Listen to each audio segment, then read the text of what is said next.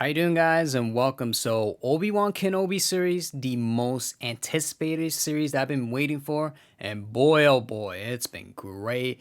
It's been gigantic, and I can't get over with. Can't get over with.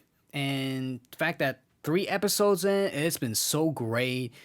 End of the third episode was like, I mean, give me more. It was like ended with a tease. I was like, oh, I can't get over it. Then what happened in episode three was like, damn. I mean, already he's making an appearance. Already this thing is happening. The fact that episode 4, 5, 6 left remaining. Oh, it's gonna be greater. It's gonna be greater, and I'm enjoying the show so much so far. And I like to do a spoiler-free recap of the first 3 episodes.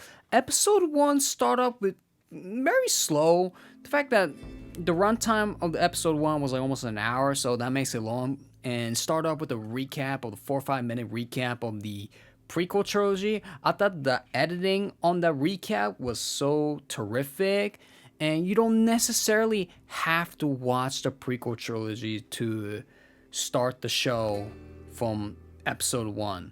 That's how the editing was so good. It showed the major events of the prequel trilogy moments. So it's perfect way to start and get jump right into the series. And overall, the first episode was exploring the solitude of Obi-Wan Kenobi's life in Tatooine. The major task is to watch over Luke Skywalker.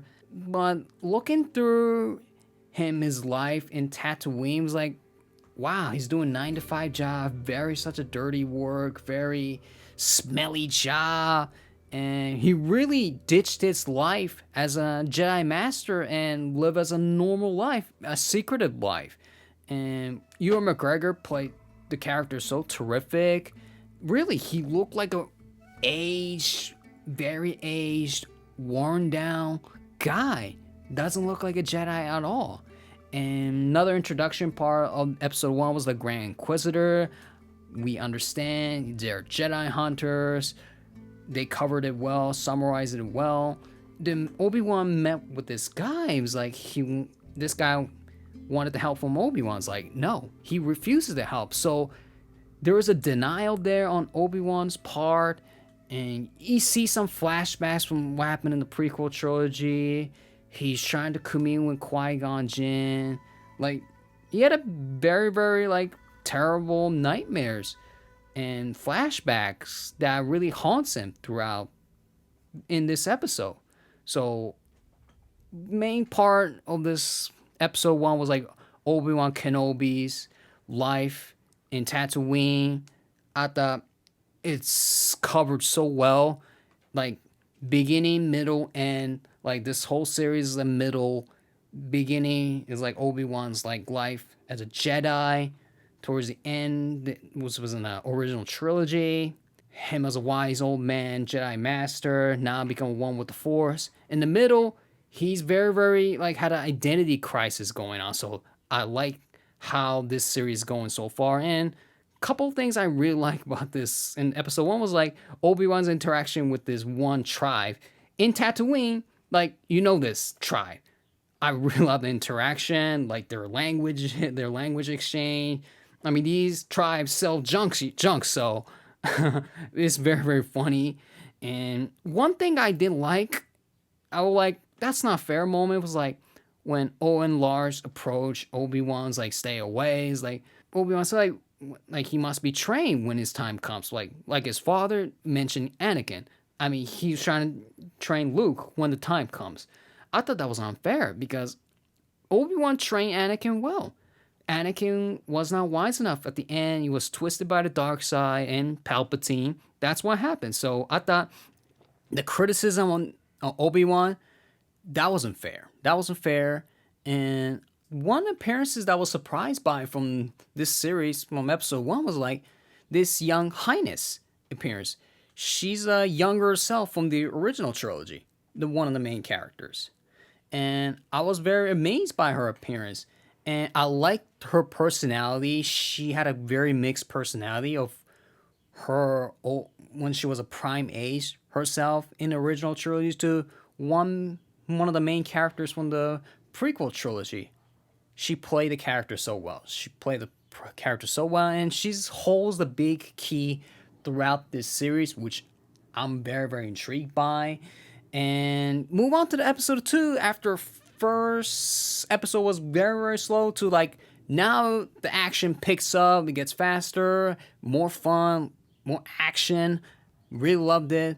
The fact that Obi-Wan now he has to like come back as a Jedi, then trying to save this young highness in a request from one of the characters he was a friend of his in the prequel trilogy. So that sets off him to like, you know, go on to rescue her in this one of the planet. Action sequence I thought was very, very, very thrilling. The fact that Obi-Wan uses blaster is so unorthodox to see. The only time we see him use blaster was when he took down General Grievous. So actually we see a lot of blaster use from Obi-Wan was like so uncharacteristic, but that happens when he ditches life as a Jedi, not using lightsaber and not using the Force. And definitely in this, towards the end of episode 2, the twist very returned and how it sets up onto episode 3. Then I like how Obi-Wan share a memory to about one of the person from the prequel trilogy. He was reminded of her. I thought that was very, very, like, you know, brought back some memories to it. And so the end of the sequence on episode 2 was like, it got twisted. Then this character, one of the Inquisitors, third sister, played by Moses Ingram, she's feisty and obsessed with Obi-Wan. I was like, why she's so obsessed with Obi-Wan, trying to catch him? And you find out at the end of that episode too. It was like, then Obi-Wan learns the true status of his nemesis. I was like, oh no. Then going to the episode 3 was like, he was getting haunted by him being alive, his nemesis. So that was very, very, very chilling and very dark. Then Obi-Wan's nemesis make an appearance, like, oh my goodness, it's been gigantic, it's been ginormous. Then Obi-Wan and young highness landed on this mine planet. Then Obi-Wan started like deluding himself because the status of his nemesis, he's alive. Then he was like, oh my goodness, he's getting haunted, brought back some bad memories, he started to see a ghost of him.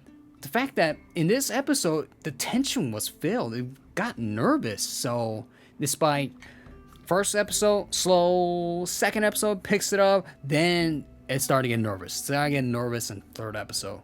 Towards the end of the episode, he makes an appearance, the Obi-Wan's nemesis. Like, oh my goodness, then he's doing his things. Like, oh my goodness, he's so terrifying, so scary. I mean, once he does that, that's a death sentence. Like, oh my, unbelievable.